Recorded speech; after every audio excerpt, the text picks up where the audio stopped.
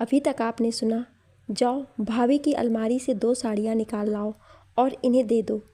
ये बोलकर वो साहिल को नंदिनी की गोद से उठा के अपने साथ अपने कमरे में ले गया। नंदिनी को ये देखकर अच्छा नहीं लगा। वो उसे गुस्से में जाते हुए देख रही थी। अब आगे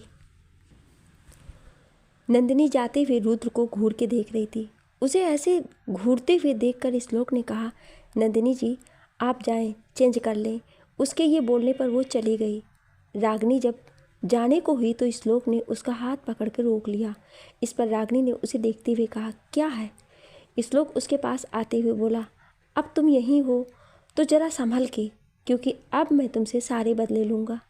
ये सुनते ही रागिनी ने अपना हाथ छुड़ा के उसे देखते हुए कहा, संभल के तो तुम रहना, क्योंकि मैं यहाँ हूँ, तो जब तक मैं यहाँ हूँ तो सावधान।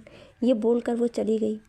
श्लोक ने उसे जाते हुए देखकर कहा, देखते हैं किसे किससे संभलने की ज़रूरत है। ये बोलकर वो भी अपने कमरे में चला गया। रात का वक्त, रुद्र का घर। रात हो गई थी। रुद्र साहिल को चेंज करा के जब बाहर लेकर आया तो उसने देखा खाना लग गया था, पर अभी तक नंदिनी और रागिनी नहीं आई थी। श्लोक भी रेडी होकर आ गया था। उसने रुद्र को देखते हुए कहा, चल यार खाना खाते हैं। आज का दिन बहुत बुरा था पर अच्छा भी, लेकिन अब भूख लगी है।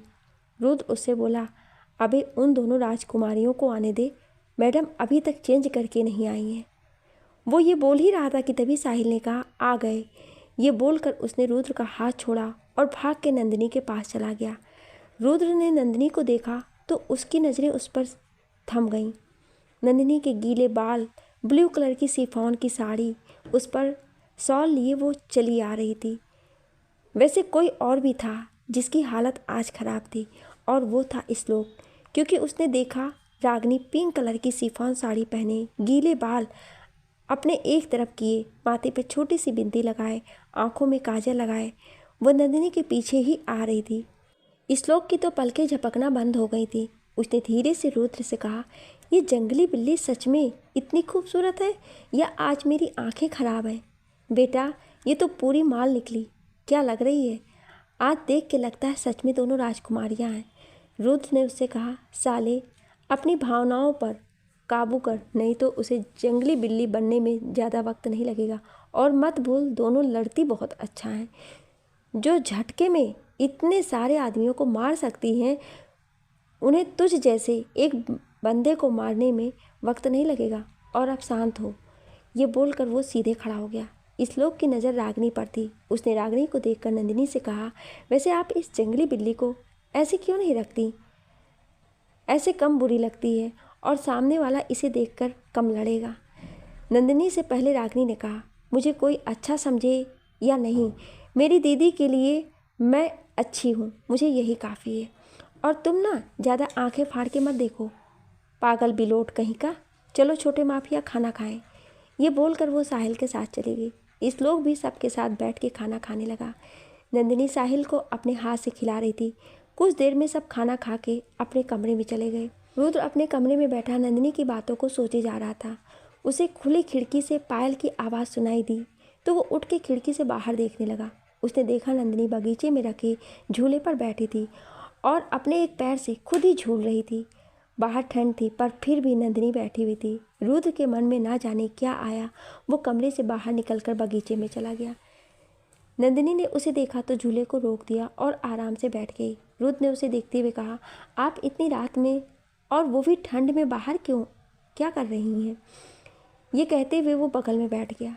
नंदिनी ने उसे देखकर कहा, कुछ नहीं, नींद नहीं आ रही थी तो इसलिए बाहर आ गई। रुद्र ने उसे देखकर कहा, आपसे एक बात पूछें हम? जी पूछें। ये कहते हुए नंदिनी सामने देखने लगी। रुद्र ने कहा, आपने साहिल को अर्जुन क्यों कहकर बुलाया था? नंदिनी ने कहा, क्योंकि जब दीदी ने हम सबको ये बताया था कि वो माँ बनने वाली है, तब से पापा, माँ, चाची सिवाय हम सब उनके बच्चे का नाम सोचने लगे। और तब चाची जी ने कहा, हम कालिंदी दीदी के बेटे का नाम अर्जुन रखेंगे, और अगर बेटी हुई तो सुगंधा। हम इतने खुश थे कि हम सब ने साहिल के लिए चांदी का झूला बनवाया था, उसे सजाया था, पर शायद वक्त को कुछ और ही मंजूर था। वो झूला खाली रहा और देखो आज बहुत कुछ खो दिया है हमने। पर खुशी इस बात की है कि दीदी की आखिरी निशानी और हमारी रियासत के कुंवर सा हमें मिल गया, पर हम नहीं चाहते रुद्र कि वो वहाँ जाए। हम चाहते हैं वो यहीं रहे और खुश रहे। रुद्र नंदिनी के मुंह से अपना नाम सुनकर खुश था। नंदिनी ने उसकी तरफ देखा तो रुद्र उसे ही देखे जा रहा था। नंदिनी ने उससे कहा, चले, मुझे नींद आ रही है। ये कहते हुए वो उठने लगी तो उसकी शॉल खींच गई और वो रुक गई। उसने पीछे मुड़ के देखा तो रुद्र उसके शॉल को दबा के बैठा था। नंदिनी ने उससे कहा, रुद्र जी, मेरा शॉल छोड़ें उसे। उसके ये बोलने पर रुद्र का जैसे ध्यान टूटा और वो उठ खड़ा हुआ। नंदिनी उसके आगे आगे चलने लगी और रुद्र उसके पीछे। रुद्र ने उसे देखते हुए मन में कहा, बहुत सुकून है तेरे पास, ना जाने क्या है तुझमें। साथ चलना चाहता हूँ पर डरता हूँ कहीं तो हाथ पकड़ के छोड़ ना दे। नंदिनी अंदर आ गई थी। उसने रुद्र को गुड नाइट कहा और वहाँ से चली गई, पर रुद्र उसे खड़ा जाते हुए देख रहा था। पहली बार 7 साल में इस घर में पायल की आवाज़ गूंजी थी। रुद्र उसके पायल की आवाज़ को सुन के खामोश खड़ा बस उसे जाते हुए देखे जा रहा था। वो उसके जाने के बाद खुद के कमरे में आया। वो बिस्तर पर लेट के सोचे जा रहा था और इसी सोच में उसकी आंख लग गई। सुबह का वक्त, रुद्र का घर। रुद्र को आज उठने में देर हो गया था। वो जल्दी जल्दी अपनी शर्ट की बटन बंद कर रहा था। उसने स्लीव्स की बटन लगाई और टाई, कोट और अपना लैपटॉप बैग लेकर बाहर आया। वैसे आज सिर्फ रुद्र को ही नहीं, सबको लेट हुआ था उठने में। सब जल्दी जल्दी रेडी होकर बाहर आए। नंदिनी जल्दी उठ गई थी। उसने नौकरों से बोल के नाश्ता बनवा दिया था और खुद पूजा घर को साफ कर दिया जला दिया था। रुद्र ने अपना कोट रखते हुए कहा, काका नाश्ता लगा दो। तभी श्लोक भी आ गया। सुप्रिया भी साहिल को लेकर आ गई और रागिनी भी अपना बैग लेकर आ गई थी। नंदिनी ने सबको बैठने के लिए कहा और खुद किचन में नाश्ता लेने चली गई। वो नाश्ता लेकर आई और सबको देने लगी।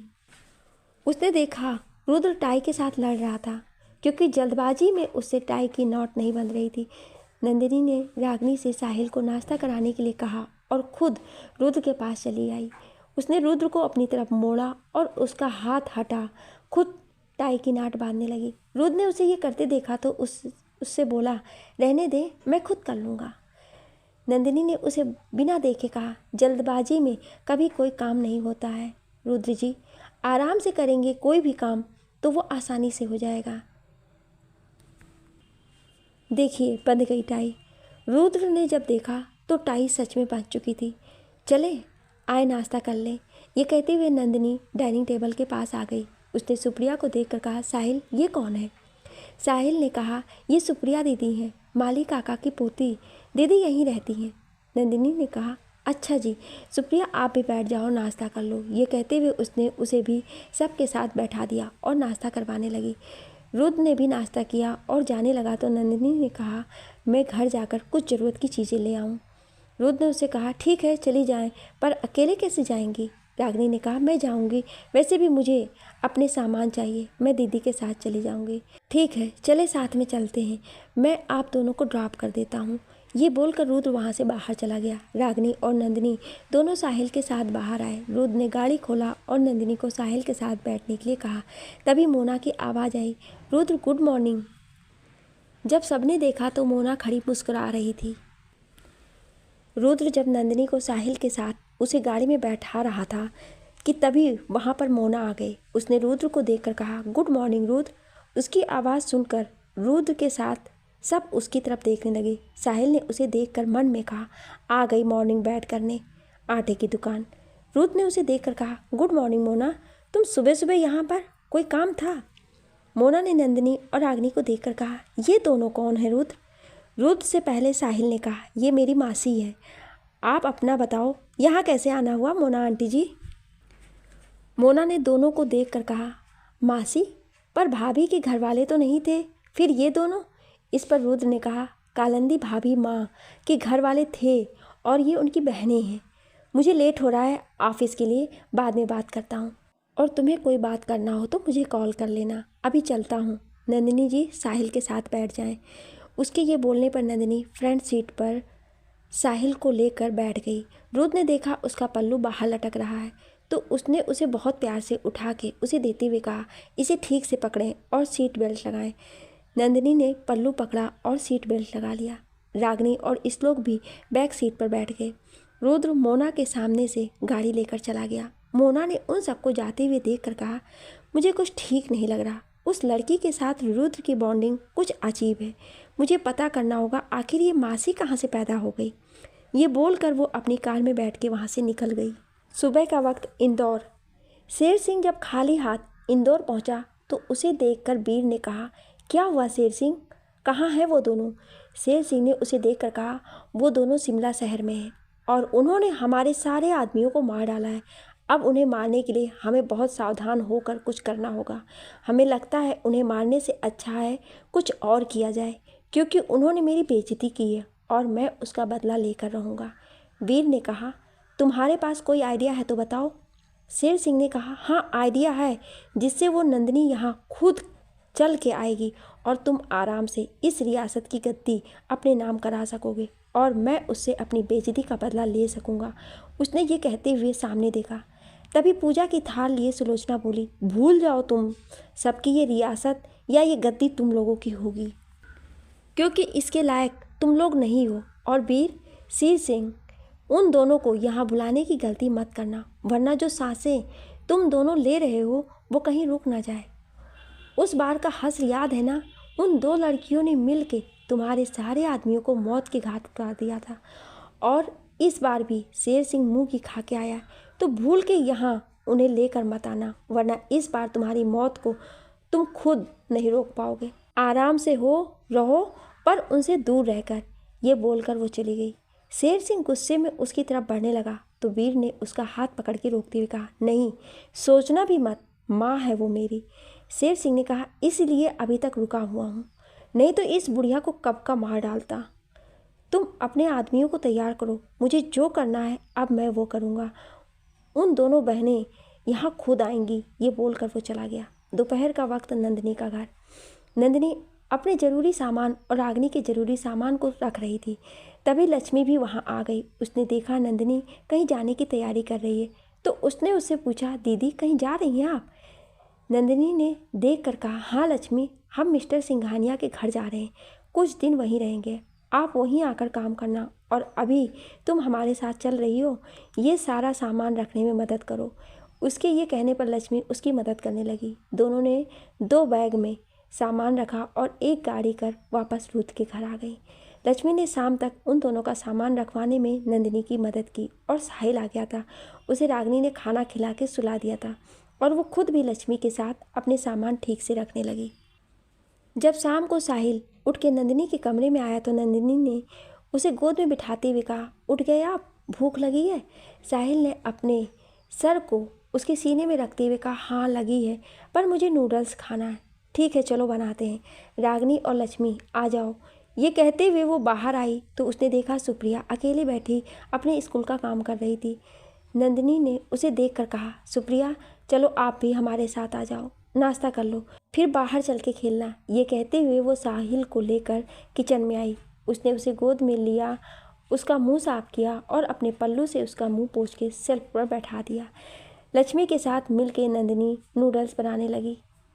साहिल रागिनी के साथ मस्ती कर रहा था। नंदिनी ने वक्त देखा तो शाम 5 बज गए थे। उसने चाय रख दी एक तरफ बनने के लिए और दूसरी तरफ नूडल्स बॉयल्ड होने के लिए रख दिया। जब तक उसने लक्ष्मी को वेजिटेबल काटने को कहा, दोनों ही अपने काम में लग गए थे। जब तक वो लोग चाय और नाश्ता बना रहे थे तब तक रुद्र और श्लोक भी आ गए। साहिल ने उन दोनों को देख कर कहा, चाचू आप दोनों आ गए, मासी नूडल्स बना रही हैं, मिल के खाएंगे। उसके ये बोलने पर रुद्र उसे गोद में लेकर सोफे पर बैठ गया। रागिनी उन दोनों के लिए पानी लेने चली गई। उसने किचन में आकर कहा, दीदी वो दोनों भी आ गए हैं, मैं पानी लेकर जा रही हूँ, आप नाश्ता ले आओ इस पागल के साथ। ये बोलकर वो चली गई। नंदिनी ने नूडल्स रेडी किया और चाय नूडल्स लेकर के हॉल में आ गई। उसने सुप्रिया को, साहिल को, सबको नूडल्स दिया और बैठ गई। उसने नूडल्स नहीं लिया था, वो बस चाय पी रही थी। तो श्लोक ने उससे कहा, नंदिनी जी आपने नूडल्स नहीं लिया? नंदिनी कुछ बोलती उससे पहले ही रागिनी ने कहा, दीदी को नूडल्स बिल्कुल पसंद नहीं है, इसलिए वो नहीं खाती हैं, उन्हें नॉर्मल घर का खाना पसंद है, या उन्हें जलेबी वो भी रबड़ी के साथ बहुत पसंद है। ये कहती हुए वो खाने लगी। रुद्र बैठा सुन रहा था। वो नाश्ता कर अपने कमरे में चला गया। साहिल ने उसके जाने के बाद कहा, मुझे आप सबसे कुछ कहना है। कल चाचू का बर्थडे है तो उनके लिए कुछ सरप्राइज़ प्लान करना है। हमें केक लाना है उनका फेवरेट, और उन्हें ये सब ना पता हो। रागिनी ने कहा, ओके छोटे माफिया, हम मिल के इस प्लान को अंजाम देंगे। श्लोक ने कहा, केक मैं ऑर्डर कर देता हूँ। इस पर नंदिनी ने कहा, नहीं आप ऑर्डर मत करें, हम घर पर बना लेंगे, बस आप बता दो उन्हें कौन सा केक पसंद है। श्लोक ने कहा, तो ठीक है, फिर तो सब कुछ हो गया और बस हम सभी होंगे, क्योंकि रुद्र को पार्टी पसंद नहीं है, इसलिए बस हम घर वाले होंगे। सब ने उसकी बात पर डन कर दिया। रात का वक्त, रुद्र का घर। नंदिनी टहलते हुए रुद्र की लाइब्रेरी में चली गई थी। उसने देखा वहाँ पर बहुत सारी किताबें रखी थी। बुक्स देखते हुए उसकी नज़र एक बुक पर गई। उसने उसे उठाकर बुक का नाम पढ़ा। न मंजिल का पता है न अंजाम की खबर, और उस बुक को लिखने वाले का नाम था एक अनजान लेखिका। नंदिनी उसे देखकर मुस्कुराने लगी, क्योंकि वो नंदिनी की लिखी बुक थी। नंदिनी अपनी किताबें इसी नाम से पब्लिश कराती थी। नंदिनी ने देखा उसकी लिखी लेटेस्ट किताबों से लेकर पुरानी किताबें वहाँ रखी हुई थी। वो किताबें देख ही रही थी कि तभी श्लोक के साथ रुद्र अंदर आया। उसे देखकर रुद्र ने उससे कहा, आप यहाँ क्या कर रही हैं? उसकी आवाज़ अचानक सुनकर नंदिनी घबरा गई और उसके हाथ से बुक छूट के नीचे गिर गई। उसने बुक उठाते हुए कहा, सॉरी, वो गलती से गिर गई, मैं यहाँ ऐसे ही चली आई। साहिल रागिनी के साथ अपना काम कर रहा था, मैं बोर हो रही थी तो चली आई, माफ़ करिए। रुद्र ने उसके हाथ से बुक लेकर रखते हुए कहा, कोई बात नहीं। नंदिनी ने उससे पूछा, आपको ये राइटर पसंद है? आपको इनका लिखा हुआ पसंद है? इस पर श्लोक ने कहा, पसंद? अरे जी, ये पूछें कि रुद्र कितना प्यार करता है उनकी लिखी कहानियों से। उसने हर कहानी की 2-2 बुक लेकर रखा है। रुद्र ने उसके बोलने पर बस उसे घूर के देखा। नंदिनी ने उससे कहा, आप कभी मिले नहीं उनसे? इस बार रुद्र ने कहा, नहीं, उनका असली नाम किसी को नहीं पता, और कोशिश किया पर वो किसी से मिलना नहीं चाहती थी, तो हमने भी छोड़ दिया कोशिश करना, पर इसे आज भी मिलना है उससे। श्लोक के इस बात पर रुद्र उसे घूर के देखने लगा। नंदिनी खड़ी इस बात पर मन ही मन मुस्कुरा रही थी। वो वहाँ से बाहर चली आई। रात में सब खाना खा के अपने कमरे में थे, पर नंदिनी झूले पर बैठी अपनी किताब लिख रही थी। वक्त कुछ 11:30 हो रहे थे। नंदिनी को नींद नहीं आ रही थी। साहिल और रागिनी साथ सो रहे थे। रुद्र को भी नींद नहीं आ रही थी। वो बाहर निकल के आ गया। उसने बगीचे में नंदिनी को बैठा देखा तो उसके पास आते हुए बोला, आपको आज भी नींद नहीं आ रही है? उसकी आवाज़ सुनकर नंदिनी ने अपनी बुक बंद किया और उसे शॉल के अंदर छुपा लिया। वो उसे देखते हुए बोली, नहीं, आपको भी नींद नहीं आ रही है? रुद्र ने उसके पास बैठते हुए कहा, नहीं, वैसे आप क्या कर रही थी? कुछ नहीं, साहिल बता रहा था कल आपका बर्थडे है। नंदिनी के बोलने पर रुद्र ने सामने देखते हुए कहा, हाँ, पर भैया भाभी के जाने के बाद मेरा मन नहीं करता, पर साहिल की जिद पर घर पर ही छोटा सेलिब्रेशन हो जाता है। हाँ, आपको वो राइटर बहुत पसंद है। ये कहते हुए नंदिनी ने रुद्र को देखा। रुद्र ने उसे देखते हुए कहा, हाँ, वो लिखती बहुत अच्छा है। उनके लिखने में एक अलग अंदाज होता है। उनकी कहानियों में एक दर्द होता है जो दिल तक पहुंचता है। मैं एक बुक उनके साइन का चाहता हूँ, पर उस लड़की से कभी मिल नहीं पाया। नंदिनी ने कहा, हाँ, चले बाहर ठंड है। ये बोलकर वो अपनी किताब को अपने शॉल में छुपा के उठ के जाने लगी। रुद्र को नंदिनी का व्यवहार बहुत अजीब लगा था। वो बात करते हुए रुक जाती और जाने लगती थी। ये चीज़ रुद्र को बिल्कुल पसंद नहीं था। नंदिनी आगे आगे चली जा रही थी। वो अंदर आई तो हॉल में लगी घड़ी ने टन से किया और नंदिनी ने मुड़ के रुद्र को देखते हुए कहा, जन्मदिन मुबारक हो रुद्र जी, बाय। उसने बिना कुछ सुने रुद्र से वहाँ से चली गई। रुद्र उसे जाते हुए हैरान नज़रों से देख रहा था। रुद्र को नंदिनी कभी समझ ही नहीं आती थी। सुबह का वक्त, रुद्र का घर। आज सब जल्दी उठ गए थे, पर रेडी नहीं थे कहीं जाने के लिए। नंदिनी सबके लिए नाश्ता रेडी करा रही थी। रागिनी, साहिल और श्लोक बैठे आज रात की सरप्राइज पार्टी के लिए प्लानिंग कर रहे थे। रुद्र जब रेडी होकर बाहर आया तो उसने देखा श्लोक, साहिल रेडी ही नहीं है। उसने अपना बैग सोफे पर रखते हुए कहा, साहिल, आपको स्कूल नहीं जाना आज? रेडी क्यों नहीं हुए हो? जाओ जल्दी रेडी हो। और श्लोक, तू ऑफिस नहीं चल रहा है? साहिल ने उसे देखते हुए कहा, आज मैं स्कूल नहीं जा रहा हूँ, मुझे मासी के साथ कहीं जाना है, तो मैं आज छुट्टी पर हूँ। चाचू का पता नहीं। तब श्लोक ने कहा, रुद्र, आज तू अकेला चले जाए, मेरा मूड नहीं है और सर में भी हल्का दर्द है, तो मैं आज रेस्ट करूँगा। कोई प्रॉब्लम हो तो बता देना, मैं आ जाऊँगा। रुद्र ने दोनों की तरफ शक भरी निगाह से देखा। तब तक नंदिनी नाश्ता लेकर आ गई। उसे देखकर रुद्र ने बस स्माइल कर दी। नंदिनी ने सबको नाश्ता करने के लिए बुलाया। सब आकर बैठ गए। रुद्र ने जब नाश्ते में देखा तो उसकी फेवरेट गोभी के पराठे थे और साथ में खीर था। ये देखकर वो मुस्कुरा दिया। नंदिनी ने उसे खीर दिया और बैठ गई। वो बैठी खामोश साहिल को नाश्ता करा रही थी। रुद्र खीर खाते ही उसे देखने लगा। उसने खाते हुए कहा, खीर बहुत अच्छी बनी है, किसने बनाया? इस पर रागिनी ने कहा, दीदी ने। हमारी दीदी के हाथों में जादू है रुद्र जी। ये इतना अच्छा खाना बनाती हैं कि इंसान इनका दीवाना हो जाता है। रुद्र उसकी बात पर कुछ नहीं बोला और उसने नाश्ता किया और अपना बैग लेकर सबको बाय बोलकर चला गया। रागिनी और साहिल दोनों ने खिड़की से झांक कर देखा तो रुद्र की गाड़ी जा चुकी थी। उसके जाते ही साहिल ने तेज से चिल्लाया, चाचू गए, अब चलो जल्दी से तैयारी करो। मासी आप केक बनाओ। छोटी मासी आप और चाचू डेकोरेशन वाले को बुला के डेकोरेशन कराना शुरू करो। मैं तब तक कुछ खाने के लिए ऑर्डर करता हूँ। उसके बोलने पर सब अपने काम पर लग गए। नंदिनी लक्ष्मी के साथ केक बनाने में लग गई। रागिनी और श्लोक दोनों फ़ोन करने गए, पर जहाँ वो दोनों हो वहाँ चीज़ें शांति वाली कैसे हो सकती थी। रागिनी ने अपने पसंद के डेकोरेशन वाले को बुलाना चाहा तो श्लोक ने अपने। इस पर रागिनी ने झल्ला के कहा, देखो बिलोटे से मुंह वाले इंसान, मेरा दिमाग ख़राब करने की ज़रूरत नहीं है। जब देखो अपनी करता रहेगा। मेरा डेकोरेशन वाला आएगा बस। ये कहते हुए वो फ़ोन करने लगी तो श्लोक ने उससे फ़ोन लेकर कहा, देखो जंगली बिल्ली, यहाँ तुम्हारी नहीं चलेगी, क्योंकि ये मेरे दोस्त का बर्थडे है और मेरा घर है, तो खबरदार जो अपनी नाक मेरे काम में घुसेड़ा तो। ये कहते हुए वो फ़ोन करने लगा। रागिनी ने उसका फ़ोन छीनते हुए कहा, ओ बिलोटे, अपना ज्ञान अपने पास रख और मुझे फ़ोन करने दो। वो दोनों लड़ ही रहे थे कि तभी साहिल ने आकर कहा, आप दोनों को मैंने काम करने के लिए कहा था, ना कि लड़ाई करने के लिए। आप दोनों कभी सुधर ही नहीं सकते।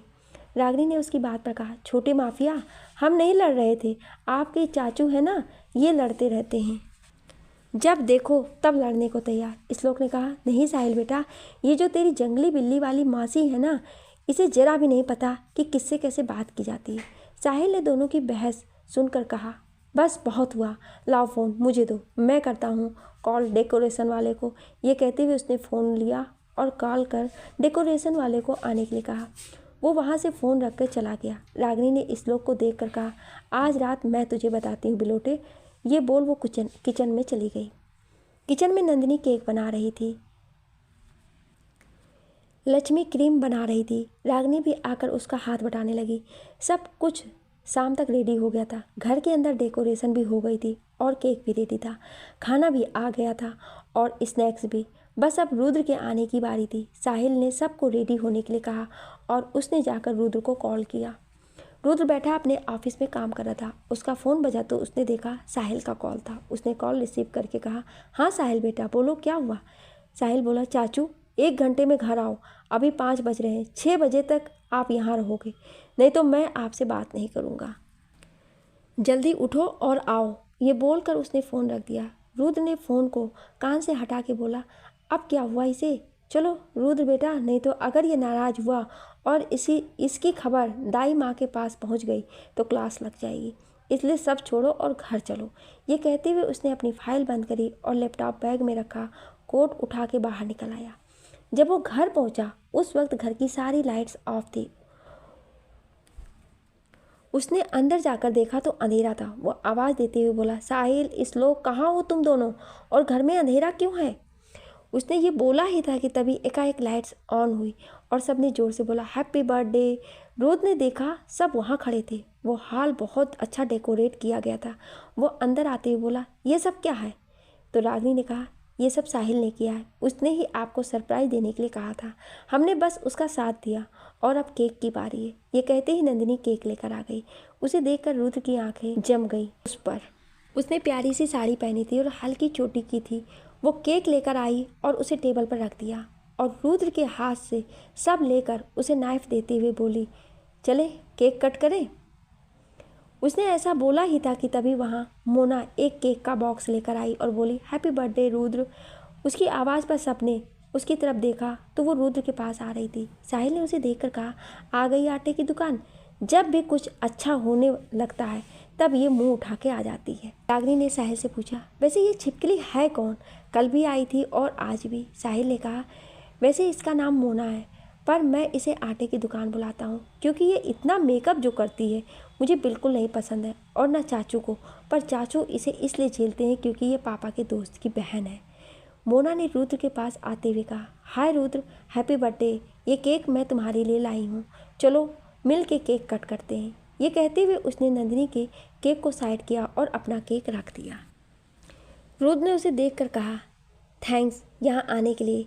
ये कहते हुए रुद्र केक के पास आ गया और उसने नंदिनी के केक को अपनी तरफ कर लिया।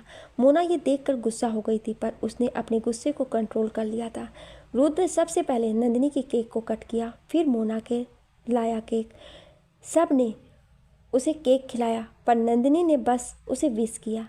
मोना रुद्र के पास आई और उसे विश कर उसे गले लगते हुए बोली, वैसे तो मैं तुम्हारे लिए गिफ्ट लाने वाली थी, पर मैंने सोचा इस बार तुम खुद मुझसे कुछ मांग लो। क्या चाहिए बताओ, मैं सब तुम्हें देने को रेडी हूँ। ये कहते हुए रुद्र से दूर हुई। साहिल ने उसकी बात सुनकर उससे कहा, फिलहाल तो चाचू को बैठने दें क्योंकि वो थके हैं, और आपको नहीं बैठना है तो जा सकती हैं, केक कट चुका है। उसके ये बोलने पर रागिनी हंसने लगी और मोना उसकी हंसी देखकर गुस्सा हो गई। नंदिनी रागिनी को अपने साथ किचन में चलने के लिए बुला ली। वो उसके साथ चली गई। साहिल भी उन दोनों के साथ चला गया। नंदिनी ने सारे नौकरों को नाश्ता ले जाकर सबको देने के लिए कहा। साहिल ने नंदिनी से कहा, मासी आप ये सब लेकर आओ, मैं और छोटी मासी कोल्ड ड्रिंक लेकर आते हैं। उसके ये बोलने पर नंदिनी ने उसे देखकर मुस्कुरा दिया और नौकरों के साथ बाहर चली गई।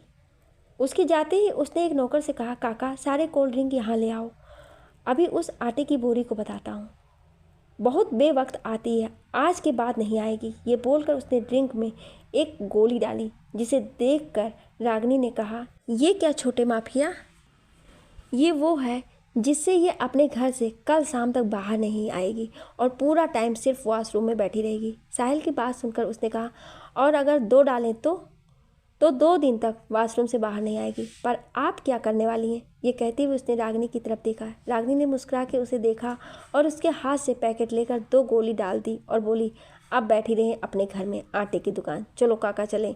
उसने ट्रे उठाई और बाहर आ गई। रागिनी ने सबको कोल्ड ड्रिंक दिया और खुद साहिल के पास बैठ गई। साहिल और रागिनी की नज़र मोना पर ही थी। मोना ने कोल्ड ड्रिंक पीने के कुछ वक्त बाद उसके पेट में कुछ होने लगा। उसने रुद्र से कहा, रुद्र मैं चलती हूँ, बाय, फिर कभी मिलूंगी। ये बोलकर उसने अपना बैग लिया और चली गई। उसके जाने के बाद रुद्र ने कहा, ये ऐसे क्यों चली गई, इसे क्या हुआ? इस पर श्लोक ने कहा, अरे अच्छा हुआ गई, वैसे भी यहाँ आकर सारा मूड ऑफ कर देती है। रुद्र ने कहा, नहीं मुझे लगता है कुछ हुआ है। साहिल आपने कुछ किया? ये कहते हुए उसने उनकी तरफ देखा तो साहिल ने कहा, नहीं चाचू मैंने कुछ नहीं किया, सच में। रुद्र ने उसे देखते हुए कहा, हमें पता तो चल ही जाएगा, फिर आपको बताता हूँ। ये बोल वो नाश्ता करने लगा। सब ने रुद्र को गिफ्ट दिया, लेकिन नंदिनी ने रुद्र को कुछ नहीं दिया था, जो रुद्र को अजीब लगा। सब ने खाना खाया और अपने कमरे में चले गए। नंदिनी बगीचे में बैठ के लिख रही थी। रुद्र उसके पास आते हुए बोला, वैसे सबने मुझे गिफ्ट दिया, पर आपने मुझे कोई गिफ्ट नहीं दिया। नंदिनी ने अपनी बुक शॉल में छुपाते हुए कहा, हमें समझ नहीं आया कि आपको क्या दें, पर तभी हमें आपकी बात याद आई और पता चला आपको क्या देना है, तो आए आपको आपका गिफ्ट देते हैं। ये बोलकर वो खड़ी हो गई और उसके पीछे रुद्र भी चल दिया। नंदिनी आकर रुद्र की लाइब्रेरी के पास रुकी तो रुद्र ने कहा, यहाँ है मेरा गिफ्ट। नंदिनी जाते हुए कहा, जी यही है आपका गिफ्ट? ये कहते हुए वो उस रो में खड़ी हो गई जहाँ उसकी किताबें रखी थी। रुद्र ने कहा, मुझे तो यहाँ कोई गिफ्ट नहीं दिख रहा है। नंदिनी ने एक बुक निकाल के उसे देते हुए कहा, इसे खोलें। उसके कहने पर रुद्र ने बुक खोल के देखा तो उस पर नंदिनी के साइन थे, उस नाम से जिसने नंदिनी किताबें लिखा करती थी। ये देखकर रुद्र हैरान हो गया। उसने नंदिनी की तरफ देखकर कहा, ये तो, जी हाँ ये उन्हीं के साइन है और सारी किताबों पर उनके साइन है, आपके जन्मदिन का तोहफा ये कहते हुए नंदिनी उसे देख रही थी। रुद्र उसे हैरान नज़रों से देख रहा था। पर आप उनसे कैसे मिली? क्योंकि वो तो किसी से नहीं मिलती, तो आप कैसे? और इतनी सारी किताबें यहाँ से उनके पास ले जाना आसान तो नहीं है, मतलब यहाँ आई थी? रुद्र के इस सवाल पर नंदिनी ने कहा, हाँ वो यहाँ आई थी और अब वो यहीं रहती है आपके साथ। ये सुनते ही रुद्र उसे देखते हुए बोला, मतलब मेरे साथ? मैं समझा नहीं। नंदिनी ने उसके रो से एक किताब निकाली और उस किताब के पीछे वाले पेज पर कुछ लिखकर उसकी तरफ बढ़ा दिया। रुद्र ने देखा तो वही साइन थे जो उसकी बाकी बुक्स पर था। उसने नंदिनी को देखकर कहा, मतलब वो राइटर आप हैं।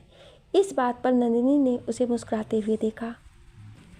जब रुद्र ने नंदिनी के साइन देखे तो वो हैरान था। नंदिनी ने उसे देखते हुए कहा, हैप्पी बर्थडे रुद्र जी। मुझे लगा इससे अच्छा गिफ्ट शायद मैं आपको नहीं दे सकती, इसलिए मैंने ये दे दिया।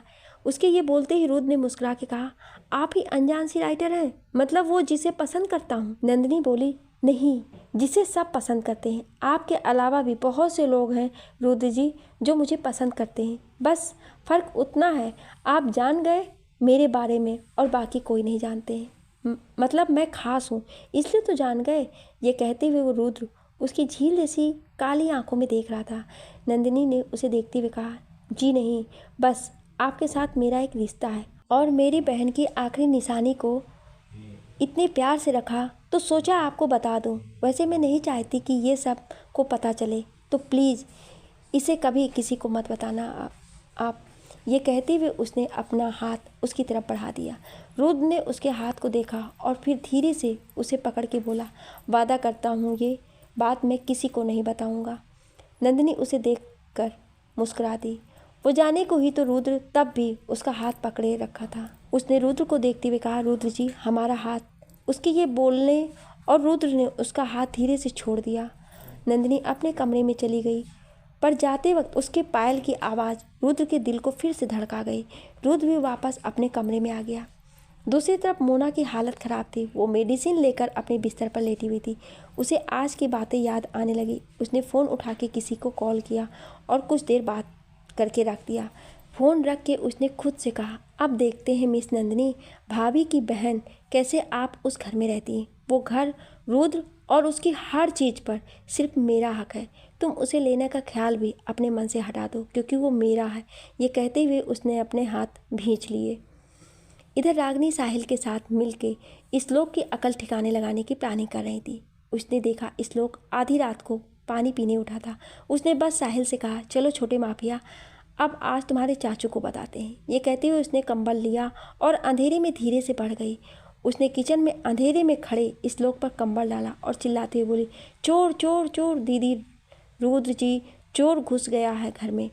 उसके ये कहते ही नंदिनी, रुद्र और बाकी सब भी आए और इधर पीछे खड़ा था वो नौकर और रागिनी ने मिलके श्लोक का हुलिया बिगाड़ दिया था।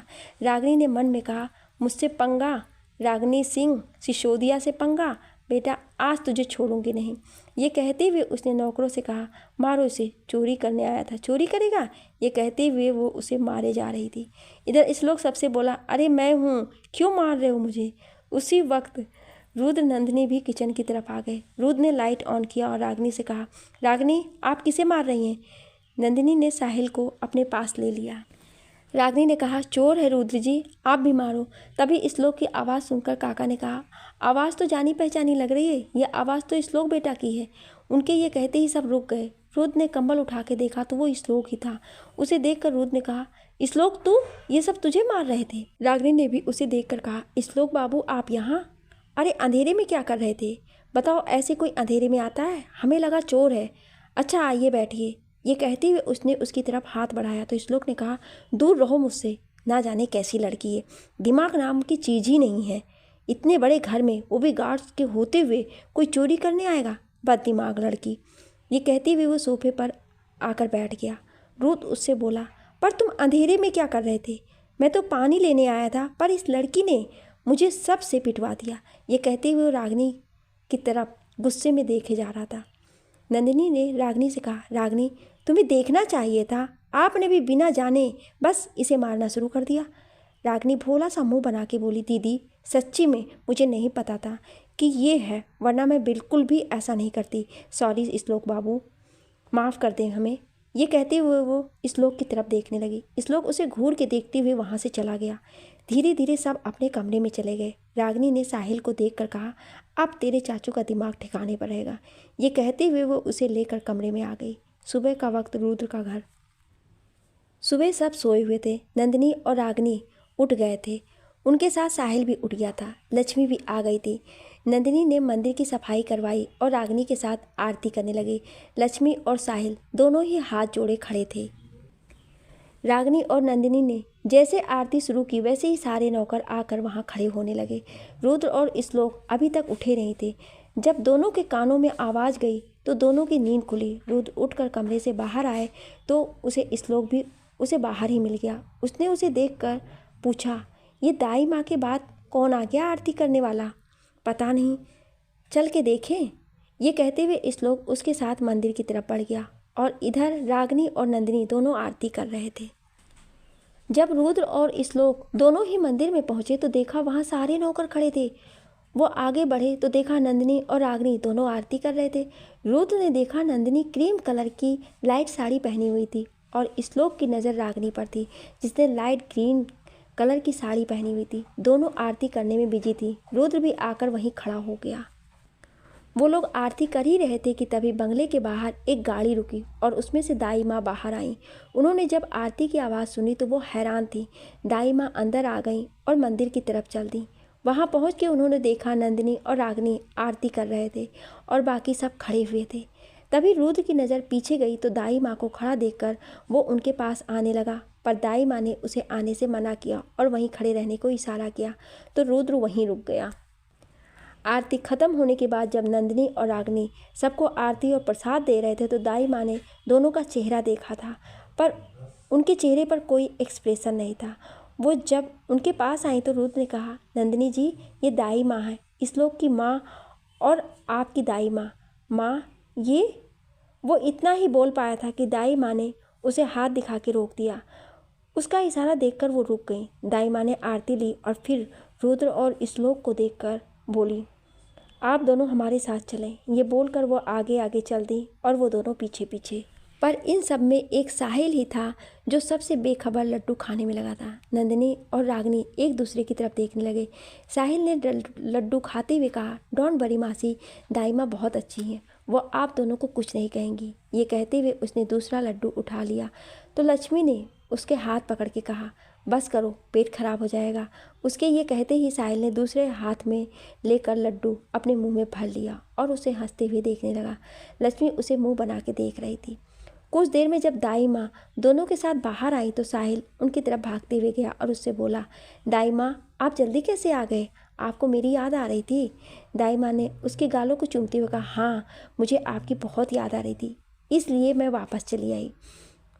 उसने ये कहते हुए नंदिनी और रागिनी की तरफ देखा और उनसे कहा, रुद्र ने मुझे सब बताया बेटा, बहुत कुछ सहा आप दोनों ने। जानती हूँ अपनों को अपने सामने मरते हुए देखना कैसा लगता है, पर अब सब ठीक है तो क्यों सोचना सब कुछ। हमें तो लगा था साहिल का हमारे अलावा कोई नहीं है, पर देखकर अच्छा लगा कि आप लोग हैं। साहिल ने दाई माँ को देखते हुए कहा, दाई माँ, मासी हमारे साथ रह सकती है ना? दाई माँ ने कहा, हाँ बिल्कुल, आपकी मासियाँ हैं, ये यहाँ आराम से रह सकती हैं। पर तभी नंदिनी ने कहा, शुक्रिया दाई माँ, पर अब हम यहाँ से जाना चाहते हैं, बहुत दिन रह लिए यहाँ पर। दाई माँ ने उसे देखते हुए कहा, पर बेटा कुछ दिन हमारे साथ रह लें, फिर चले जाना आप। इस पर नंदिनी ने कहा, हम आते रहेंगे दाई माँ, पर प्लीज़ अब जाने दें, वैसे भी मेरा काम है, बहुत दिन छुट्टी कर ली है, अब नहीं। उसने ये कहा तो रुद्र उसे देखने लगा। दाई माँ उसे ज़्यादा फोर्स नहीं की। उन्होंने दोनों को नाश्ता करने के बाद जाने के लिए कहा। नंदिनी मान गई और उनके साथ डाइनिंग टेबल की तरफ चल दी। जब रागिनी जाने को हुई तो श्लोक ने उससे कहा, वैसे आज बच के रहना, कहीं कोई गाय तुम्हें घास समझ के ना खा जाए, बड़ी हरी भरी ताज़ा घास लग रही हो। ये बोलकर वो चला गया। रागिनी उसे जाते हुए देखकर बोली, लगता है कल रात का सब भूल गया है, मुझे घास बोलता है ना, मैं अभी बताती हूँ। ये बोलकर वो उसके पीछे चली गई। नंदिनी रागिनी के साथ वापस अपने घर आ गई थी। रागिनी कॉलेज गई थी, पर नंदिनी बैठी अपने कमरे में किताब लिख रही थी। तभी उसके दरवाजे की डोरबेल बजी। वो उठ के गई और दरवाज़ा खोला तो सामने रागिनी और साहिल थे। साहिल को देखकर नंदिनी के चेहरे पर स्माइल आ गई। उसने साहिल को गोद में ले लिया और उससे बोली, आप यहाँ? क्या हुआ मासी, के बिना मन नहीं लगा आपका? ये कहते हुए वो उसे कमरे में ले आई थी।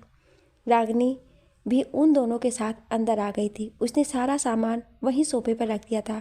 साहिल ने नंदिनी से कहा, मासी आप आज भी पढ़ाने जाओगे? नंदिनी ने उससे कहा, हाँ, पर आप क्यों पूछ रहे हैं? ये कहते हुए वो उसके शूज़ उतारने लगी। साहिल बोला, मुझे भी चलना है, मुझे वहाँ बहुत अच्छा लगता है, आप मुझे भी साथ ले चलोगे ना? नंदिनी ने उसे रागिनी के साथ भेजते हुए कहा, जाओ पहले आप हाथ मुँह धो लो, तब तक मैं कुछ खाने को बनाती हूँ। ये बोलकर वो उसे रागिनी को लेकर जाने को दी। उसने फ़ोन उठाया और रुद्र को कॉल कर दी। रुद्र उस वक्त किसी मीटिंग में बैठा था, उसके साथ श्लोक भी था। मीटिंग के बीच जब उसका फ़ोन बजा तो उसके असिस्टेंट ने कहा, सर आपका फ़ोन है। रुद्र ने कहा, बाद में बात करता हूँ, बोल दो जिसका भी हो। असिस्टेंट बाहर जाकर फ़ोन उठा के बोली, जी बोले। उधर से नंदिनी ने कहा, जी रुद्र जी हैं सर, अभी मीटिंग में है, कोई अर्जेंट बात है तो बता दीजिए, हम उन्हें बता देंगे। असिस्टेंट के ये कहते ही नंदिनी उससे बोली, उन्हें बता देना आप कि साहिल मेरे घर पर है, वो परेशान ना हो और साहिल को लेने के लिए बोल दें, वो झील के किनारे आ जाए। ये बोलकर उसने फ़ोन रख दिया। असिस्टेंट वापस अंदर चली गई। वो जाकर वापस रुद्र के पीछे खड़ी हो गई। जब रुद्र की मीटिंग ख़त्म हुई तो उसने अपने असिस्टेंट से पूछा, किसका फ़ोन था? जी कोई नंदिनी थी, बोली कि साहिल बाबा उनके घर पर है, आप परेशान ना हो और उन्हें लेने आप झील के किनारे आ जाएं। वो ये बोलकर चली गई। श्लोक ने ये बात सुनी तो उस वक्त 3 बज रहे थे। उसने रुद्र से कहा, यार आज तो लेट हो गया, थैंक गॉड नंदिनी जी उसे अपने घर ले गई। रुद्र ने उसे देखकर कहा, हाँ पर ये मत भूलो कि मैडम जी का 5 बजे क्लास ख़त्म हो जाता है, नहीं पहुँचे तो वो घर के भी चक्कर लगा देंगी। ये कहते हुए वो फाइल देखने लगा। श्लोक रागिनी की रात वाली बात याद करके कुछ प्लान बनाने लगा। उसके दिमाग में आ चुका था कि वो रागिनी से बदला कैसे लेगा। ये सोचते हुए वो मुस्कुराए जा रहा था। शाम का वक्त, झील का किनारा। आज शाम को मौसम ना जाने कैसे ख़राब हो गया था, काले बादल आ गए थे। नंदिनी खड़ी सारे बच्चों को डांस सिखा रही थी और साहिल रागिनी वहीं बैठे देख रहे थे। तभी वहाँ पर रुद्र और श्लोक भी आ गए। उन्होंने देखा नंदिनी डांस सिखा रही थी और साहिल रागिनी बैठे देख रहे थे। साहिल ने जब देखा कि वो दोनों आए हैं तब वो भाग के उनके पास आया। रुद्र ने उसे गोद में उठाते हुए कहा, हाँ तो आप इनके साथ थे? हाँ मासी ले आई थी मुझे। ये कहते हुए वो रागिनी की तरफ देखने लगा। रागिनी ने सुबह से ही साड़ी पहनी हुई थी। श्लोक ने उसे देखकर मन में कहा, इस जंगली बिल्ली ने ये हरी साड़ी चेंज नहीं की। उसने देखा उधर आसपास कुछ भीड़ चल रही थी। उसके दिमाग में कुछ सूझा और उसने चुपके से जाकर रागिनी के पीछे उसके पल्लू को पकड़ के वहाँ पर बहुत सारे पत्ते रख दिए। रुद्र साहिल के साथ बात करने में बिजी था। नंदिनी सबको डांस सिखाने में बिजी थी। पर सारी लड़कियों ने देख लिया, लेकिन उन्हें श्लोक ने इशारे से मना कर दिया था कि वो कुछ बोले ना, इसलिए वो खामोश रहीं। श्लोक ने सारे पत्ते रखकर भेड़ों को रागिनी के पास आने के लिए पत्तों को बिछा दिया। रागिनी तो मस्त से बैठी बस डांस देख रही थी। इधर भेड़ें उसके पास आकर पत्तियां खा रही थी और पत्तियों को खाते खाते वो सब रागिनी के साड़ी के पल्लू को भी खाने लगी। जब रागिनी को लगा उसका पल्लू कोई खींच रहा है, उसने पीछे मुड़ के देखा तो भेड़ उसका पल्लू चबा रही थी। वो देखकर रागिनी तेज से चिल्लाई, अरे छोड़ो मेरा पल्लू। ये देखकर सारी लड़कियां और श्लोक हंसने लगे। उन्हें हंसता देखकर नंदिनी और रुद्र भी रागिनी को देखने लगे, जो इस वक्त भेड़ों से अपना पल्लू छुड़ा रही थी। नंदिनी भी ये देखकर हंसने लगी। रागिनी ने श्लोक को हंसते हुए देखा तो उससे बोली, तुमने किया है ना ये, मैं तुम्हें छोड़ूंगी नहीं और भेड़ों को भी नहीं। अरे तुम सब क्या मेरा पल्लू चबा रहे हो, छोड़ो इसे। उसने अपना पल्लू खींचा तो वो फट गया और वो उसके पीछे खड़े श्लोक पर जाकर गिर गई। श्लोक ने उसे थाम लिया और उससे बोला, है छोटी सी जात ये भेड़ की, मगर दिल को लगती है बात भेड़ की। क्यों मैडम, कैसा लगा? मैंने तो कहा था बच के रहना, नहीं तो कोई घास समझ के खा जाएगा और तुमने ही नहीं माना। ये कहते हुए उसने खुद से दूर किया उसे। रागिनी ने उससे कहा, मैं तुम्हें नहीं छोड़ूंगी। ये कहते हुए उसने अपना पल्लू देखा और रोते हुए बोली, मेरा पल्लू बेकार भेड़ों ने खा लिया। नंदिनी ने उसके पास आते हुए कहा, कोई बात नहीं छोटी, हम नई साड़ी दिला देंगे, आप रोए नहीं। ये बोलकर वो लड़कियों की तरफ मुड़ी और उसे बोली, आप सब जाएं, मौसम भी ख़राब हो रहा है, बादल हो आए हैं, बारिश कभी भी हो सकती है। उसके कहते ही सारी लड़कियां बैठ के अपने घुंघरू उतारने लगी, पर तब तक बारिश शुरू हो गई। रागिनी भाग के एक पेड़ के पास रुक गई। रुद्र साहिल को लेकर गाड़ी में बैठ गया और श्लोक जाकर रागिनी के पास खड़ा हो गया। पर नंदिनी उस बारिश में भीगने लगी। उसे बारिश में भीगना बहुत अच्छा लगता है। रुद्र उसे बारिश में भीगते हुए देख रहा था। साहिल भी निकल के बाहर चला आया। नंदिनी उसका हाथ पकड़ उसके साथ भीगने लगी। रागिनी भी चली आई, सारी लड़कियां भी आ गईं। तभी वहाँ जो लड़कियां जाने के लिए घुंघरू उतार रही थी वो सब वापस से अपने घुंघरू पहन के आ गईं। रागिनी ने सबके साथ जाकर भीगने लगी। तभी पहाड़ी लड़कियां नाचने लगीं। उसमें से एक लड़की ने पहाड़ी गाना शुरू कर दिया, जो नंदिनी को तो थोड़ा समझ आ रहा था। वो लड़की पहाड़ी गाना गाते हुए नंदिनी के पास आई और उसके कंधे पर मारते हुए गाई, छम छम चांद लेके रूपा से सजाए ले, नींद उड़ी नैना से तिरछी लगा ले। उसके ऐसे गाते ही रागिनी और सब अब की सारी लड़कियों ने उसे घेर लिया और गाने लगी।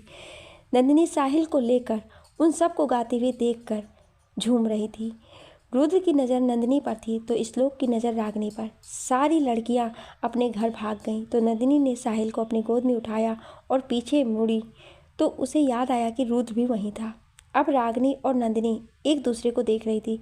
नंदिनी ने अपनी साड़ी ठीक की और अपनी भीगी शॉल अपने चारों तरफ लपेट लिया। बारिश कम हो गई थी। रुद्र निकल के बाहर आया और नंदिनी के सामने खड़ा हो गया। नंदिनी ने उसे साहिल को दिया और उससे बोली, इसे घर ले जाकर हल्दी वाला दूध पिला देना। चलो साहिल, बाय। ये कहते हुए उसने उसके चेहरे को छुआ। रुद्र नंदिनी को देखते हुए गाड़ी के पास आया और साहिल को बैठा के दूसरी तरफ आया। श्लोक भी अंदर बैठ गया था। रुद्र ने एक नज़र नंदिनी पर डाला और गाड़ी में बैठ गया। नंदिनी भी अपना सामान उठा के वहाँ से चली गई। रात का वक्त, नंदिनी का घर। नंदिनी अलाव के पास बैठी रागिनी का सर सुखा रही थी।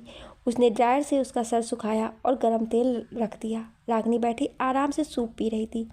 तभी जैसे रागिनी को कुछ याद आया और उसने नंदिनी से कहा, दीदी रुको, मैं कुछ लेकर आती हूँ। ये बोलकर वो उठ के गई और अपने बैग से कुछ लेकर उसके पास आई और उसे एक कागज़ देते हुए बोली, ये लो। नंदिनी ने लेते हुए कहा, ये क्या है? नंदिनी ने कहा, ये मेरा ट्रिप है राजस्थान का। कॉलेज के टॉप बच्चों को घुमाने लेकर जा रहे हैं, तो उसमें मैं भी हूँ। आप प्लीज़ दीदी, आप मुझे भी जाने दो ना। ये कहते हुए उसने बेचारा सा मुंह बना लिया। नंदिनी ने उसकी शक्ल देखकर कहा, ऐसे मुंह मत बनाओ, हम रोक नहीं रहे हैं, पर अपना ख्याल रखना और सबसे बड़ी किसी से लड़ना मत। रागिनी ने खुश होते हुए कहा, ओके थैंक यू दीदी, मैं वादा करती हूँ आपसे कि मैं कोई शरारत नहीं करूँगी। नंदिनी उसके चेहरे की खुशी देखकर खुश थी और उसे डर था कि कहीं रागिनी के साथ कुछ हो ना जाए, इसलिए वो उसे जाने तो नहीं देना चाहती थी, पर उसकी शक्ल देखकर उसने हाँ कह दिया। दूसरी तरफ रुद्र नंदिनी की बुक को अपने हाथ में लिए बाहर देखकर सोचे जा रहा था। उसे आज बारिश में भीगी नंदिनी काफ़ी खूबसूरत लग रही थी। उसने खुद से कहा, क्या है ये जो आपको देखकर महसूस होता है? मेरी नज़रें आप पर क्यों थम जाती हैं? बड़ा अजीब सा एहसास है ये, पर अच्छा है। ये कहते हुए उसने रिमझिम बरस रहे बारिश में हाथ बढ़ा दिया। सुबह का वक्त, नंदिनी का घर। नंदिनी रेडी होकर मंदिर की सफाई कर रही थी। लक्ष्मी नाश्ता रेडी कर रही थी, पर रागिनी अभी तक लेटी हुई थी। आज 9 बज गए थे पर उठी ही नहीं थी। नंदिनी ने कई बार आवाज़ दे दिया था उसे, पर उसने कुछ नहीं कहा था। नंदिनी ने मंदिर की सफाई कर आरती करा और उसके कमरे में उसे उठाने के लिए चली गई थी। उसने रागिनी के पास जाते हुए कहा, छोटी उठो, वक्त देख रही हैं आप? 10 बजने को आ गए हैं और आप अभी तक सो रही हैं। आज कॉलेज के लिए देर हो गई है। ये कहते हुए उसने उसके सर पर हाथ रखा तो उसे उसका माथा गर्म लगा। उसने चेक करके देखा तो रागिनी को बुखार हो गया था और सर्दी थी। ये देखकर नंदिनी परेशान होकर बोली, छोटी आपको बुखार है, आपने बताया क्यों नहीं? इसलिए मना करते हैं हम आपको कि बारिश से मत भीगा करें। जब आप भीगती हैं तो यही होता है। मैं इसलिए डर रही थी, पर आपको कहाँ सुनना है। हो गई ना सर्दी बुखार, अब चुपचाप बिस्तर पर रहें, मैं कुछ खाने के लिए लाती हूँ और साथ में दवा भी। ये बोलती हुए वो वहाँ से चली गई। रागिनी वैसे ही लेटी रही। नंदिनी ने जाकर कुछ हल्का सा बनाया और रागिनी के पास लेकर चली आई। उसने उसे उठाया और नाश्ता करा के उसे दवा दे दिया। रागिनी दवा खा के उसकी गोद में सर रखकर लेट गई। नंदिनी उसके सर पर पट्टी रखने लगी। उसने देखा कुछ वक्त में रागिनी की आँख लग गई थी और बुखार भी हल्का हो गया था। उसने उसके सर तकिए पर रखा और उसे ठीक से कंबल उड़ा के वहाँ से चली गई। वो कमरे से बाहर आई और लक्ष्मी को दोपहर के खाने में कुछ हल्का बनाने को कह दिया। लक्ष्मी ने कहा, दीदी मैं दोपहर का खाना बना के घर चली जाऊँगी, आज मेरे घर पर कोई नहीं है, माँ को देखने वाला, तो मुझे जाना होगा। ये बोलकर वो काम करने लगी। नंदिनी ने उसे जाने के लिए हाँ कह दिया और उससे बोली, लक्ष्मी आज आप बच्चों से कहती जाएंगी कि मैं पढ़ाने नहीं आ पाऊँगी। जी दीदी, हम बोलते हुए चले जाएंगे। ये बोल वो दोपहर के खाने की तैयारी करने लगी। नंदिनी बैठ के अपनी किताब लिखने लगी। दूसरी तरफ दाई माँ साहिल को रेडी कर रही थी और वो छींके जा रहा था क्योंकि उसे भी सर्दी हो गई थी, पर बुखार नहीं था, इसलिए उसकी शैतानी बंद नहीं थी। दाई माँ ने उसे छींकते हुए देखकर कहा, हो गई सर्दी? और भीगले बारिश में? कितनी बार मना किया इसे, पर मानता ही नहीं है। साहिल ने दाई माँ के गले में हाथ डाल के उससे कहा, अरे दाई माँ, जस्ट चिल, हल्का कोल्ड ही तो है, वैसे भी मैं बहुत स्ट्रांग हूँ। ये कहते हुए उसने दाई माँ के गालों पर किस कर दिया। दाई माँ ने उसे देखकर कहा, बस करे, अपनी दाई माँ को ज़्यादा मस्का मत लगाओ आप। वो साहिल से बात ही कर रही थी कि तभी श्लोक अंदर आते हुए बोला, माँ, मासी के घर से फ़ोन था, एक बुरी खबर है। दाई माँ ये सुनते ही बोली, क्या हुआ, सब ठीक है ना? माँ, मासी नहीं रही, कल अटैक से उनकी मौत हो गई। ये सुनते ही दाई माँ हैरान हो गई, उनके आंखों से आंसू गिरने लगे। श्लोक ने उनसे कहा, मत रो माँ, अगर आपको जाना हो तो मैं भेज देता हूँ, पर मैं नहीं जा पाऊँगा। पर साहिल की जिम्मेदारी? दाई माँ की बात पर रुद्र ने अंदर आते हुए कहा, दाई माँ, उसके लिए हम हैं, आप चिंता मत करें, मैं और श्लोक संभाल लेंगे, आप जाएं, वहाँ जाना ज़रूरी है आपका। दाई माँ उसके कहने पर जाने के लिए रेडी हो गई। श्लोक उसे छोड़ने के लिए एयरपोर्ट गया। रुद्र ने साहिल को स्कूल छोड़ा। उसने साहिल के कहने पर रागिनी के कॉलेज के पास गाड़ी रोकी, पर जब उसने रागिनी और नंदिनी को नहीं देखा तो उसे कुछ ठीक नहीं लगा। वो ऑफिस चला आया, पर उसका मन नहीं लग रहा था। उसने नंदिनी को कॉल कर दिया। नंदिनी बैठी किताब लिख रही थी। लक्ष्मी चली गई थी। रागिनी अभी तक सो रही थी। तभी उसका फ़ोन बजने लगा। उसने देखा तो रुद्र का कॉल था। नंदिनी ने उठा के कहा, हेलो। उधर से रुद्र ने कहा, नंदिनी जी, सब ठीक है ना, कुछ हुआ तो नहीं? उसके ये बोलने पर नंदिनी ने कहा, नहीं, पर आप ऐसा क्यों पूछ रहे हैं? वो मैं आज साहिल को स्कूल छोड़ने गया था, उसे रागिनी से मिलना था, तो उसने गाड़ी कॉलेज के पास रुका ली और काफ़ी देर वेट किया, पर वो नहीं आए, तो मुझे लगा कहीं कुछ हो तो नहीं गया। रुद्र के ऐसे परेशान होने पर नंदिनी बोली, नहीं रुद्र जी, कुछ नहीं हुआ है, बस कल वो बारिश में भीगने से रागिनी को बुखार हो गया था और सर्दी, इसलिए वो कॉलेज नहीं गई थी आज, बाकी सब ठीक है। रुद्र ने रिलैक्स होते हुए कहा, अच्छा, मुझे लगा कोई बात तो नहीं हुई है, चलो जब सब ठीक है तो मैं फ़ोन रखता हूँ, वक्त मिलेगा तो मैं साहिल के साथ रागिनी को देखने आऊँगा। जी, ये बोलकर उसने फ़ोन रख दिया। रुद्र भी अपने काम में लग गया। शाम का वक्त, नंदिनी का घर। शाम का वक्त, रागिनी की तबीयत अब ठीक थी, पर सर्दी बहुत तेज़ पकड़ी हुई थी उसे। वो हाल में बैठी अपने नाक पर विक्स लगाते हुए छींके जा रही थी। नंदिनी उसे लेकर आई और काढ़ा देते हुए बोली, लो इसे पी लो, आराम करेगा और ना नहीं सुनूंगी मैं। ये कहते हुए उसने उसे आंखें दिखा दी। रागिनी ने उससे काढ़ा लेकर देखा और मुंह बना लिया। तभी डोरबेल बजी। नंदिनी दरवाज़ा खोलने चली गई। उसने जाकर दरवाज़ा खोला तो सामने श्लोक, रुद्र और साहिल खड़े थे। श्लोक के हाथ में पिज्ज़ा के बड़े बॉक्सेस थे। नंदिनी ने साहिल को देखकर कहा, अरे साहिल, आप आ जाओ। नंदिनी ने उसे अपनी गोद में लिया और रुद्र श्लोक को भी अंदर आने के लिए कहा। साहिल जब अंदर आया तो नंदिनी की गोद से उतर के वो रागिनी की तरफ भाग गया। रागिनी छींके जा रही थी, सर्दी उसकी नाक लाल हो गई थी। साहिल ने उसे देखकर उसकी बाजू पर चींटी काटते हुए कहा, सेम पिंच मासी, मुझे भी सर्दी हो गई है। ये कहते हुए वो उसके बगल में बैठ गया। छोटे माफिया, मत पूछो, बहुत बुरी हालत है। ये कहते हुए वो दोबारा छींक दी। तब तक रुद्र श्लोक भी अंदर आ गए थे। रुद्र ने उसे देखकर पूछा, कैसे हैं आप रागिनी? रागिनी ने उसे देखकर कहा, हाँ मैं अब ठीक हूँ। श्लोक ने उसे देखकर कहा, अरे वाह, आज तो जंगली बिल्ली तोता बन गई। मुझे नहीं पता था कि आप में इतने सारे जानवर छुपे हैं, तो हम जू न जाकर आपके पास ही आ जाते हैं। उसकी बात पर रागिनी उसे घूरते हुए देखने लगी। उसने देखा श्लोक के हाथे पिज्ज़ा बॉक्स है तो बोली, अरे वाह, पिज्ज़ा। ये कहते हुए वो उठ के उसकी तरफ लपकी, पर श्लोक ने बॉक्स हटा के उससे कहा, चुपचाप बैठ जाओ, इतनी सर्दी हुई है, अभी भी बाहर का खाना है, ये सिर्फ मेरे लिए और साहिल के लिए है। ये सुनते ही रागिनी ने कहा, आप दोनों इतना खाएंगे? अरे पेट खराब हो जाएगा, इसलिए थोड़ा मुझे भी दे दो। नंदिनी चाय लाते हुए कही, बिल्कुल नहीं, आप काढ़ा पीजिए और कुछ नहीं, ये लीजिए चाय रुद्र जी। ये कहते हुए उसने चाय का कप रुद्र को दे दिया और दूर से लेते हुए उसे थैंक्स कहा। श्लोक भी चाय पीने लगा। नंदिनी ने साहिल को अपने पास बैठा के हल्दी और सौंठ वाला दूध पिलाते हुए बोली, पी लो इसे, आपकी सर्दी के लिए आराम करेगा। साहिल ने मुंह सिकोड़ते हुए उसे देखा तो नंदिनी ने आंखें दिखा दी, जिसे देखकर साहिल ने चुपचाप पी लिया। नंदिनी ने रुद्र को देखकर कहा, दाई माँ कैसी हैं, वो नहीं आई? रुद्र से पहले श्लोक ने कहा, नहीं, माँ को दिल्ली जाना पड़ा। मेरी मासी की कल रात को डेथ हो गई थी, तो इसलिए उन्हें आज ही हमने दिल्ली भेज दिया। मेरा जाना मुमकिन नहीं था, इसलिए मैं नहीं गया। ओह, जानकर बुरा लगा। फिर आज आप लोग हमारे साथ खाना खा लेना, मैं ना आप सबके लिए भी खाना बना देती हूँ। नंदिनी के कहने पर साहिल ने कहा, हम बाहर जाकर खा लें तो? प्लीज़ चले ना, कितने दिन हो गए बाहर खाए। उसकी हाँ में हाँ मिलाते हुए रागिनी बोली, बिल्कुल चलते हैं ना दीदी। वैसे भी मैं परसों 1 हफ्ते के लिए ट्रिप पर चली जाऊंगी, तो उससे पहले एक पार्टी कर लेते हैं। उसकी बात सुनकर रुद्र ने कहा, ट्रिप? कैसी ट्रिप?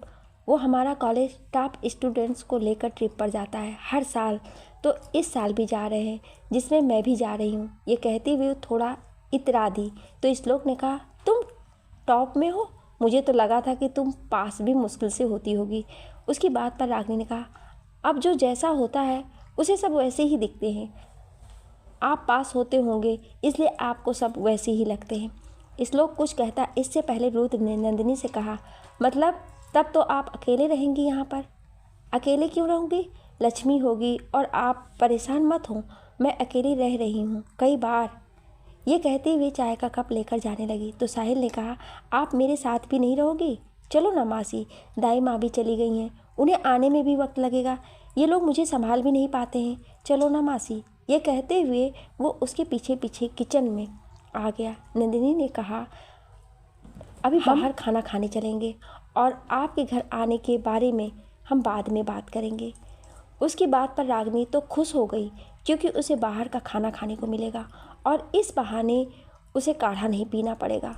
वो उठते हुए बोली, चलो जल्दी जल्दी मैं रेडी हो जाऊं, नहीं तो दीदी का मूड कब स्विंग हो जाए पता भी नहीं चलेगा।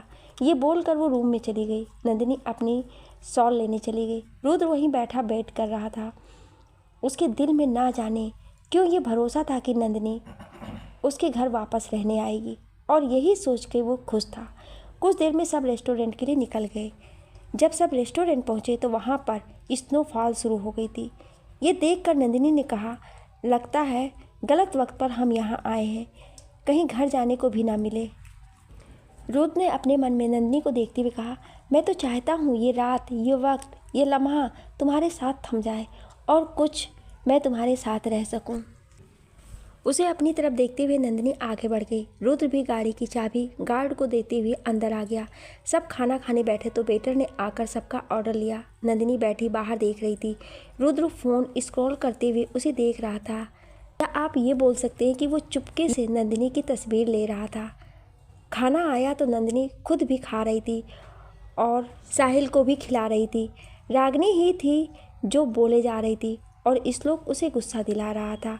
जब सबने खाना खा लिया तो नंदिनी ने वेटर से बिल लेने को कहा, पर तभी श्लोक कुछ बोलने वाला था, पर रुद्र ने उसे रोक लिया। श्लोक उसकी तरफ देखने लगा तो उसने इशारे से उसे चुप रहने के लिए कहा। श्लोक शांत हो गया। दूसरा वेटर उसके पास आया बिल लेकर तो रुद्र को देखकर रुक गया। वो जाने लगा तो नंदिनी ने कहा, अरे भैया आप वापस क्यों जा रहे हैं, बिल तो दे दे। उसने उसे देखते हुए कहा, मैडम आपका बिल नहीं बनता है।